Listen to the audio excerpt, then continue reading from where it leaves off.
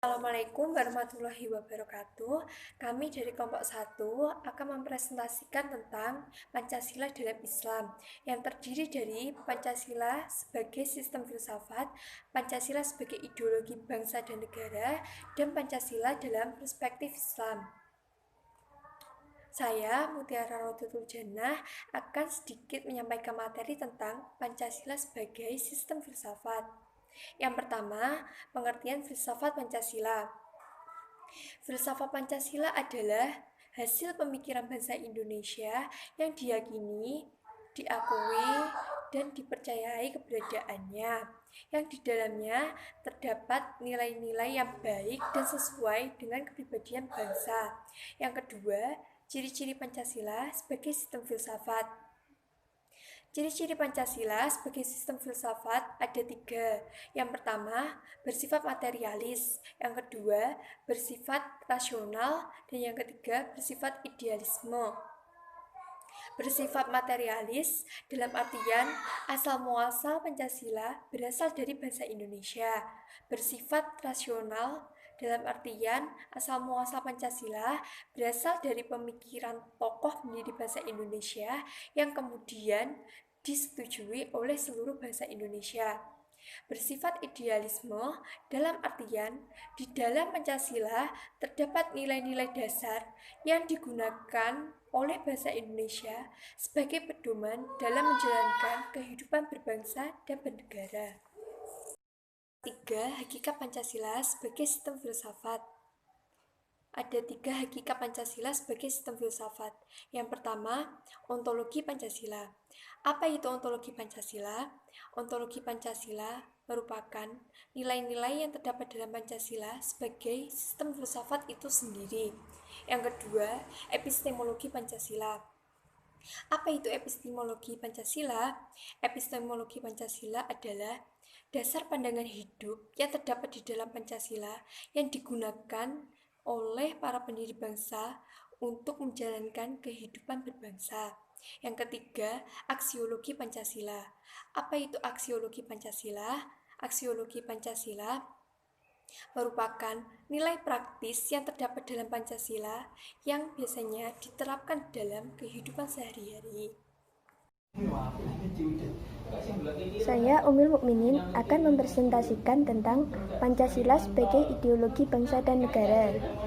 Pancasila sebagai ideologi bangsa dan negara artinya seluruh warga negara Indonesia menjadikan Pancasila sebagai dasar dalam sistem kenegaraan. Selain itu, Pancasila sebagai ideologi bangsa dan negara bermakna menjadikan Pancasila sebagai cita-cita atau visi. Cita-cita tersebut dapat diwujudkan dengan nilai-nilai yang ada pada setiap butir Pancasila yang harus dijadikan pedoman dasar dalam melangsungkan kehidupan bernegara. Pancasila telah menunjukkan keefektifannya sebagai penopang bagi bangsa ini. Walaupun demikian, bukan berarti Pancasila sudah sepenuhnya operasional dan mengisi semangat zaman. Justru, aspek penting yang seharusnya dikembangkan adalah bagaimana Pancasila menjadi berfungsi penuh sebagai sumber untuk memacu masa depan. Untuk mewujudkannya adalah dengan menjadikan Pancasila sebagai ideologi terbuka. Dimensi ideologi Pancasila meliputi 1. Dimensi realita, artinya nilai-nilai dasar yang tercantum di ideologi tersebut mencerminkan kenyataan hidup yang ada di dalam masyarakat. 2. Dimensi idealisme, artinya kualitas ideologi yang tercantum dalam nilai dasar tersebut bisa memberikan harapan kepada berbagai kelompok dan masyarakat mengenai masa depan yang lebih baik. 3. Dimensi fleksibilitas, artinya kemampuan ideologi dalam mempengaruhi dan menyesuaikan diri dengan perkembangan masyarakat. Pancasila sebagai ideologi terbuka ternyata kongruen dengan ideologi modern. Disebut ideologi modern karena Pancasila ditampilkan oleh para bapak pendiri bangsa yang berwawasan modern. Tujuan mereka menampilkan Pancasila adalah untuk memberi landasan filosofis bersama sebuah masyarakat plural yang modern. Fungsi Pancasila sebagai ideologi negara adalah 1. Menyatukan bangsa Indonesia, memperkokoh dan memelihara kesatuan dan persatuan. 2. Membimbing dan mengarahkan bangsa Indonesia untuk mencapai tujuannya. 3. Memberikan kemauan untuk memelihara dan mengembangkan identitas bangsa Indonesia. 4. Menerangi dan mengawasi keadaan, serta kritis kepada adanya upaya untuk mewujudkan cita-cita yang terkandung di dalam Pancasila. 5. Sebagai pedoman bagi kehidupan bangsa Indonesia dalam upaya menjaga keutuhan negara dan memperbaiki kehidupan dari bangsa Indonesia. Nilai-nilai Pancasila merupakan nilai ketuhanan, kemanusiaan, persatuan, kerakyatan, dan keadilan. Inilah nilai dasar untuk kehidupan kenegaraan, kebangsaan, dan kemasyarakatan. Nilai Pancasila tergolong nilai kerohanian yang di dalamnya terselip nilai lainnya secara lengkap dan harmonis, baik nilai-nilai vital, material, nilai kebenaran atau kenyataan, nilai etis, nilai estetis, maupun nilai religius. Nilai-nilai Pancasila sebagai ideologi sendiri bersifat objektif dan subjektif. Nilai-nilai Pancasila yang bersifat objektif maksudnya: 1. Rumusan dari sila-sila Pancasila itu sendiri mempunyai makna yang terdalam. 2. Pancasila yang tersimpan dalam pembukaan UUD 1945 sebagai pokok kaidah negara yang mendasar. 3. Inti dari nilai Pancasila akan terus ada sepanjang masa dalam kehidupan bangsa Indonesia. Nilai-nilai Pancasila yang bersifat subjektif menjelaskan bahwa keberadaan nilai-nilai Pancasila bergantung pada bangsa Indonesia sendiri. Dapat dijelaskan sebab: 1.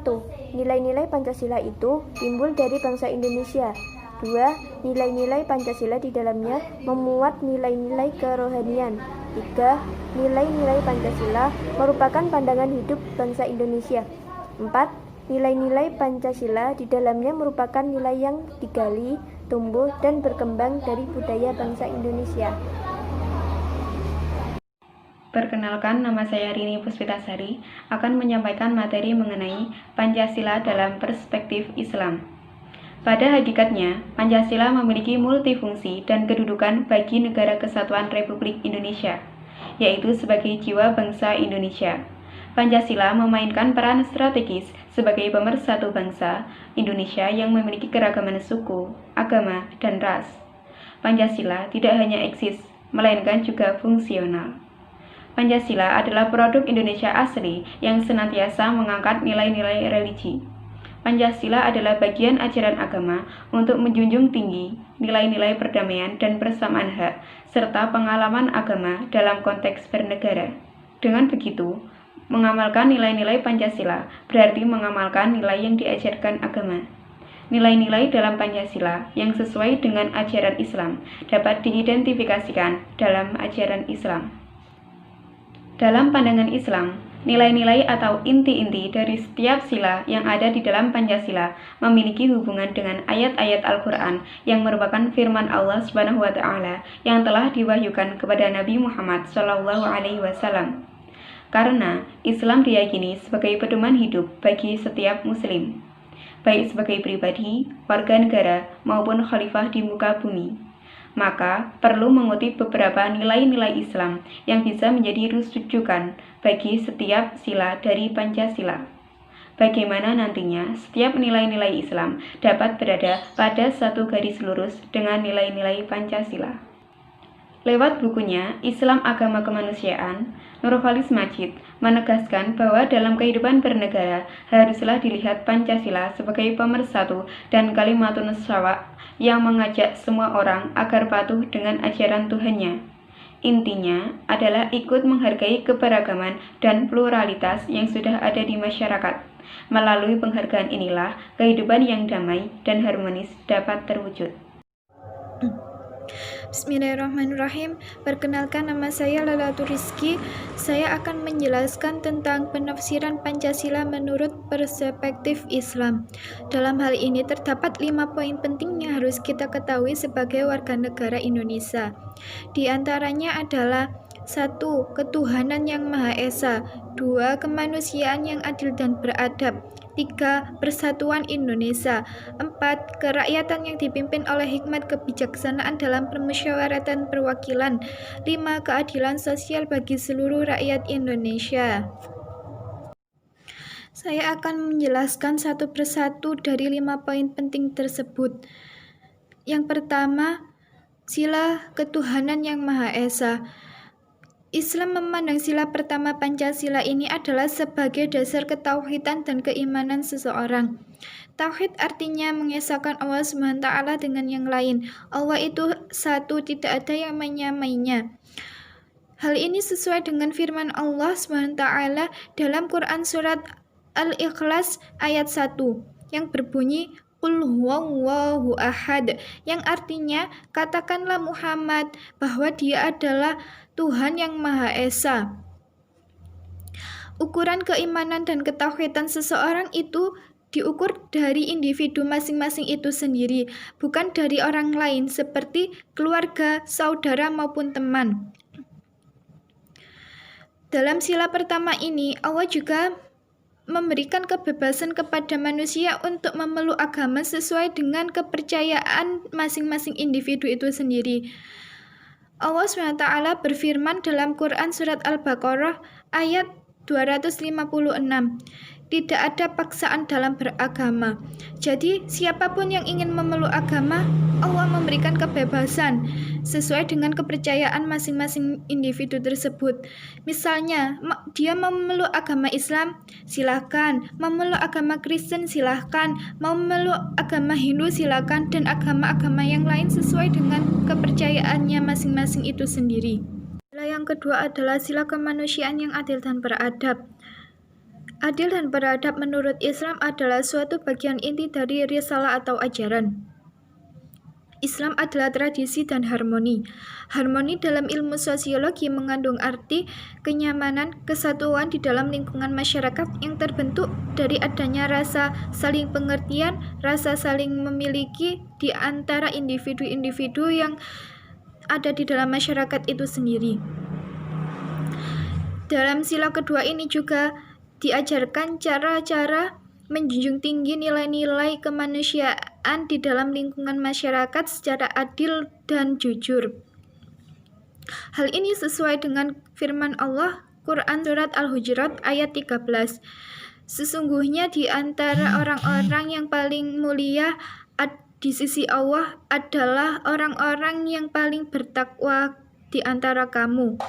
Sesungguhnya Allah Maha melihat dan Maha mengenal. Derajat seseorang itu tidak diukur dari berapa banyak harta kekayaan yang kita miliki, berapa banyak ilmu yang kita miliki, tetapi adalah ketakwaan kepada Allah Subhanahu wa taala. Sila yang ketiga adalah sila persatuan Indonesia. Dalam hal ini Islam sejalan dengan konsep Pancasila. Karena secara konkret Islam mengajarkan tentang upaya-upaya menyikapi keanekaragaman masyarakat dan bangsa, agar tidak terjadi pertengkaran dan perpecahan di antara mereka. Hal ini sesuai dengan firman Allah Quran surat Ali Imran ayat 103. Dan berpegang teguhlah kamu kepada tali agama Allah dan jangan bercerai-berai. Sila keempat adalah sila kerakyatan yang dipimpin oleh hikmat kebijaksanaan dalam permusyawaratan perwakilan. Dalam hal ini, Islam menggarisbawahi nilai-nilai tertentu yang dapat dikembangkan menjadi lembaga kerakyatan, kepemimpinan, dan lembaga pertanggungjawaban. Dalam hal ini, Islam menegaskan bahwa tidak ada sistem teokrasi dalam mengelola kehidupan sehari-hari. Hal ini sesuai dengan firman Allah Quran surat Asy-Syura ayat 38 yang berbunyi wa amruhum syura bainahum, yang artinya sedangkan urusan mereka diputuskan melalui musyawarah antara mereka. Dalam hal ini terdapat kata teokrasi. Apa sih teokrasi itu? Theo yang artinya Tuhan, Jadi teokrasi adalah segala sesuatu yang diputuskan tanpa adanya kehendak Allah. Jadi urusan itu ditetapkan atas musyawarah di antara mereka yang memiliki urusan tersebut, bukan dari kehendak Allah. Sila yang kelima adalah sila keadilan sosial bagi seluruh rakyat Indonesia. Sementara dalam Islam, keadilan adalah suatu manifestasi sosial pertama tauhid ketuhanan yang Maha Esa. Prinsip keadilan adalah inti dari moral ketauhidan, landasan pokok berkemanusiaan, simpul persatuan, dan matra kedaulatan rakyat. Pancasila secara filosofis teologis menunjukkan secara terang benderang hubungan konsekuensi antara hablum minallah dan hablum minannas, hubungan dengan Allah dan hubungan dengan manusia. Hal ini sesuai dengan firman Allah Quran Surat An-Nahl ayat 90 yang berbunyi Innallaha ya'mur bil adli wal ihsan, yang artinya sesungguhnya Allah menyuruh kamu berlaku adil dan berbuat kebajikan. Kelima dasar atau prinsip tersebut atau poin tersebut harus senantiasa dijadikan landasan dalam menetapkan suatu kebijakan dalam berwarga negara agar tidak terjadi perpecahan dan pertengkaran di antara warga negara Indonesia. Sekian presentasi dari kelompok kami, kelompok 1. Semoga kita mendapatkan ilmu yang bermanfaat di dunia dan di akhirat dan mendapatkan barokah dari Allah SWT. Sebelum kami tutup, marilah lebih dahulu kita membaca suratul Fatihah. Al-Fatihah.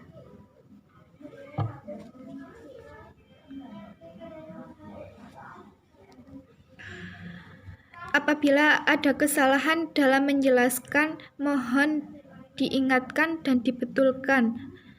Sekian dari kami. Wassalamualaikum warahmatullahi wabarakatuh.